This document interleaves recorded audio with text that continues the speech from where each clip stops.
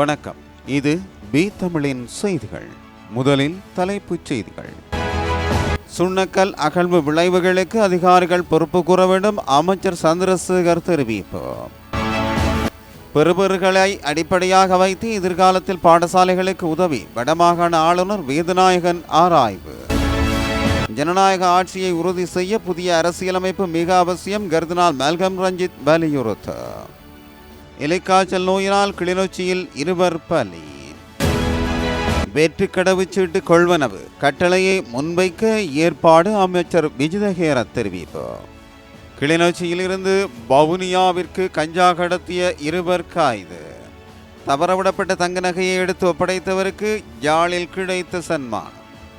காசா மீது இஸ்ரேல் ஏவுகணை தாக்குதல், 184 பேர் உயிரிழப்பு, 100 பேர் படுகாயம்.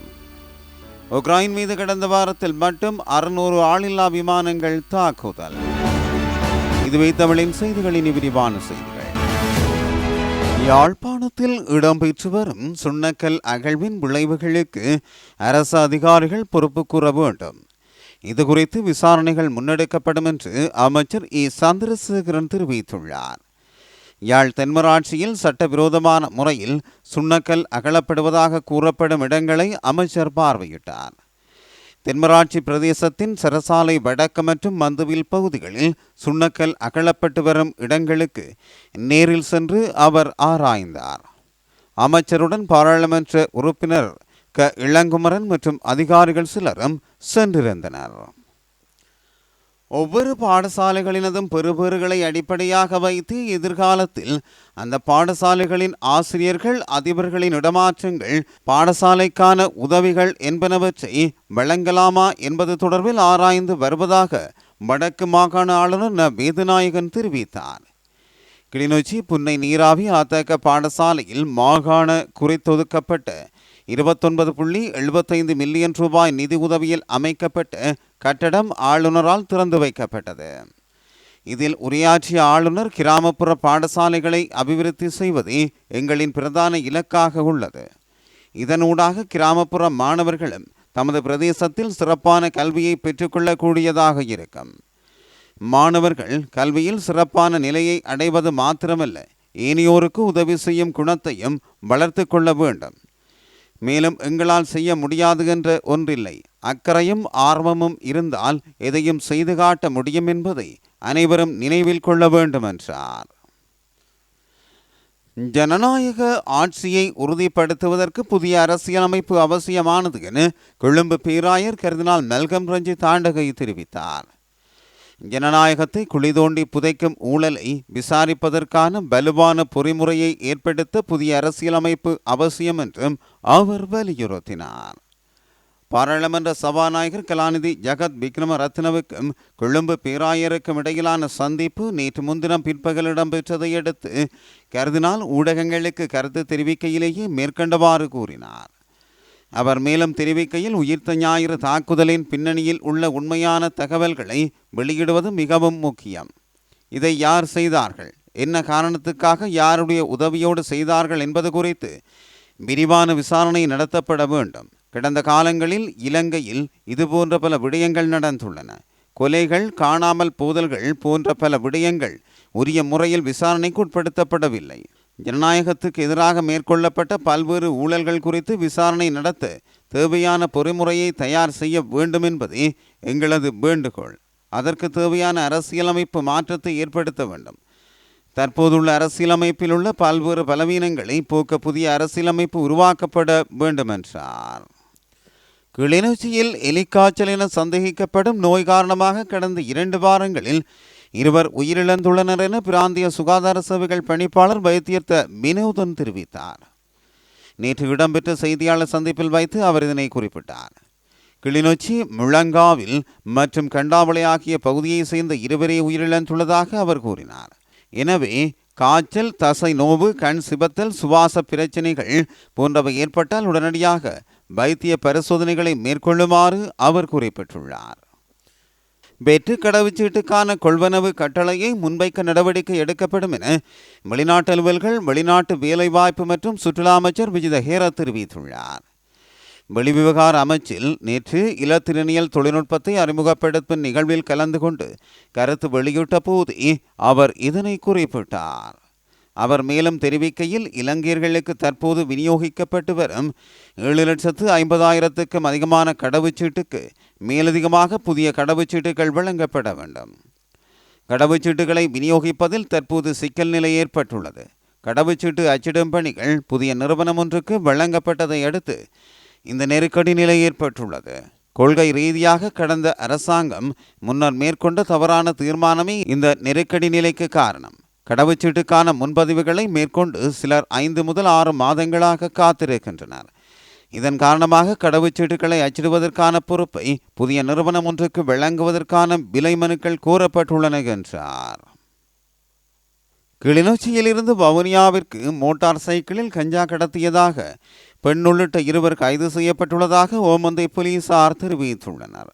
மேலும் வவுனியா ஓமந்தை போலீசாரால் முன்னெடுக்கப்பட்ட விசேட சோதனை நடவடிக்கையின் போது கிளிநொச்சியிலிருந்து வவுனியாவிற்கு வருகை தந்த மோட்டார் சைக்கிள் ஒன்றிலிருந்து 700 கிராம் கஞ்சா மீட்கப்பட்டுள்ளது. இதனைத் தொடர்ந்து அதில் பயணித்த 36 வயதுடைய பெண்ணொருவரும் அவரது சகோதரர் என கூறப்படும் 30 வயதுடைய ஆணொருவரும் கைது செய்யப்பட்டுள்ளனர்.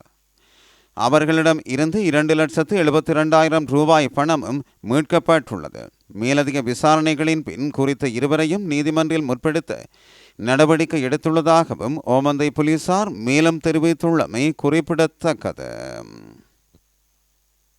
கடந்த 24ஆம் தேதி உரும்பிராய் பகுதியில் அமைந்துள்ள பேக்கரி ஒன்றுக்கு பான் வாங்க சென்றபோது பேக்கரியின் முன்னால் உள்ள நிலத்தில் தங்க நகை ஒன்று காணப்பட்டது. அதனையடுத்து அந்த பேக்கரி உரிமையாளரிடம் கொடுத்து உரியவர்களிடம் ஒப்படையுங்கள் என்று கூறினேன்.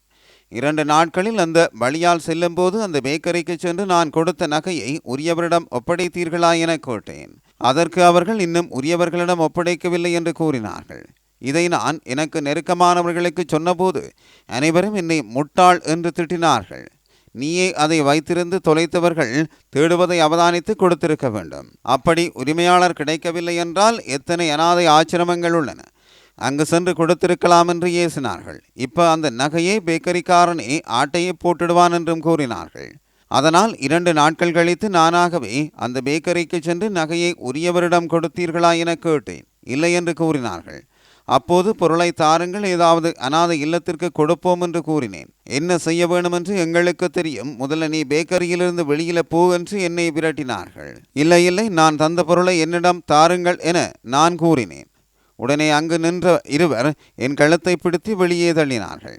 நான் சொல்வதை கேளுங்கள் என்று நானும் முட்டு கொடுத்து பின்னுக்கு செல்லாமல் நின்றேன். உடனே பேக்கரியில் நின்ற மற்றவர்களும் சேர்ந்து 5க்கு மேற்பட்டவர்கள் என்னை கண்டபடி அடித்து இழுத்து கம்பத்தில் கட்டி வைத்து தாறுமாறாக அடித்தார்கள். வீதியால் சென்ற பலர் அவதானித்து தடுத்து நிறுத்தி எனது நியாயத்தை கேட்டு என்னை மீட்டு கோப்பாய் போலீசுக்கு முறைப்பாடு தெரிவித்துவிட்டு வைத்தியசாலைக்கு ஆம்புலன்ஸில் சென்று விட்டேன். வைத்தியசாலையிலிருந்து வீடு திரும்பிய நான் கோப்பாய் போலீசுக்கு சென்று என்னை தாக்கியவர்களை ஏன் கைது செய்யவில்லை என்று கேட்டேன். யாரோ ஒரு லோயர் சமரசம் செய்வதாக போலீசுக்கு சொன்னதாகவும் நாங்கள் அந்த பேக்கரிக்காரங்களை கூப்பிடுகிறோம் என்ற போலீஸ் சம்பந்தப்பட்டவர்களை கோப்பாய் போலீஸ் நிலையம் வர சொன்னது. சம்பந்தப்பட்ட பேக்கரிக்காரர்களுடன் ஒரு லோயரும் வந்தார். வந்த லோயர் சமரசமாக போங்கள், ஒருவருக்கு ஒருவர் சமாதானமாக செல்லுங்கள், இல்லையென்றால் கோர்ட் ஜெயில் என்று பயமுறுத்தினார். எனக்கு நியாயம் வேண்டும், என்னை தாக்கியவர்களை கைது செய்ய வேண்டும், இல்லாவிட்டால் தற்கொலை செய்வேன் என்று கூறியுள்ளேன். இவ்வாறு பாதிக்கப்பட்டவர் தனது வாக்குமூலத்தில் தெரிவித்துள்ளார். தொடர்வது பன்னாட்டு செய்தி. காசா மீது இஸ்ரேல் படைகள் நடத்திய சரமாரி ஏவுகணை தாக்குதலில் 184 பேர் உயிரிழந்தனர். 100க்கும் மேற்பட்டோர் படுகாயமடைந்தனர். இஸ்ரேல் கமாஸ் அமைப்பினரிடையே நீண்ட காலமாக மோதல் போக்கு நிலவி வந்தது. இதனையடுத்து 2023ஆம் ஆண்டு கமாஸ் அமைப்பினர் இஸ்ரேலுக்குள் நுழைந்து தாக்குதல் நடத்தினர். இதனை அடுத்து ஏற்பட்ட போரில் இதுவரை சுமார் 45,000 பலஸ்தீனியர்கள் பலியாகினர். மேலும் லட்சக்கணக்கானோர் அகதிகளாக அண்டை நாடுகளில் தஞ்சமடைந்தனர். இதனால் இரு நாடுகளும் பேச்சுவார்த்தை நடத்தி போரை முடிவுக்கு கொண்டு வருமாறு உலக நாடுகள் வலியுறுத்துகின்றன. ஆனால் கமாஸ் அமைப்பினரை முற்றிலும் அழிக்கும் வரை போர் தொடரும் என இஸ்ரேல் பிரதமர் பெஞ்சமின் நெதன்யாகு எச்சரிக்கை விடுத்துள்ளார். இதன்படி காசா மீது கடந்த 3 நாட்களில் 90க்கும் மேற்பட்ட ஏவுகணைகளை இஸ்ரேல் இராணுவம் வீசியது. இதனால் 184 பேர் பலியாகினர். இந்த நிலையில் பணைய கைதியாக உள்ள இஸ்ரேல் இராணுவத்தில் பணியாற்றிய லிரி அல்பாக் என்ற இளம்பெண் பேசும் வீடியோவை கமாஸ் அமைப்பினர் வெளியிட்டுள்ளனர். அதில் தன்னை மீட்க இஸ்ரேல் அரசாங்கம் நடவடிக்கை எடுக்க வேண்டும் என அவர் வேண்டுகோள் விடுத்துள்ளார். பணைய கைதிகளை மீட்க நடவடிக்கை எடுக்க வேண்டும் என இஸ்ரேலிலும் போராட்டங்கள் வலுத்து வருகின்றன. உக்ரைன் மீது கடந்த வாரத்தில் மட்டும் 600 ஆளில்லா விமானங்கள் தாக்குதல் நடத்தியதாக அந்த நாட்டின் ஜனாதிபதி ஜெலன்ஸ்கி தெரிவித்தார். ரஷ்யாவுக்கு வெளிநாடுகளில் இருந்து பொருட்கள் விநியோகம் செய்யப்படுவதற்கு எதிராக விதிக்கப்பட்ட தடைக்கான நெருக்கடி போதியளவில் இல்லை எனவும் அவர் குறிப்பிட்டார். ரஷ்யா மற்றும் உக்ரைன் இடையேயான போரானது 2022ஆம் ஆண்டு முதல் நடந்து வருகிறது. இந்த நிலையில் உக்ரைனில் நேற்று முன்தினம் ஒரே நாளில் 103 ஆளில்லா விமானங்கள் மூலம் தாக்குதல் நடத்தப்பட்டன என ஜெலன்ஸ்கி கூறினார். இவற்றுடன் வான்வழி வெடிகுண்டுகள் மற்றும் ஏவுகணைகள் என உலகம் முழுவதிலும் இருந்து பெறப்பட்ட 50,000க்கும் மேற்பட்ட பொருட்களை கொண்டு தயாரிக்கப்பட்ட ஆயுதங்களால் தாக்குதல் நடத்தப்பட்டுள்ளன என்றும் அவர் தெரிவித்தார். ஒவ்வொரு நாளும் ரஷ்யாவின் ஆளில்லா விமானங்கள் மற்றும் ஏவுகணைகளின் தாக்குதலில் இருந்து எங்களுடைய வான்வழியை நாங்கள் பாதுகாத்து வருகின்றோம். நேற்று முன்தினம் நடந்த தாக்குதலில் ஈடுபட்டு 103 ஷாஹித் வகை ஆளில்லா விமானங்களில் 8,755 வெளிநாட்டு பொருட்கள் இருந்தன என அவர் கூறினார். இதுவே தமிழின் செய்திகள். மீண்டும் நாளை சந்திப்போம்.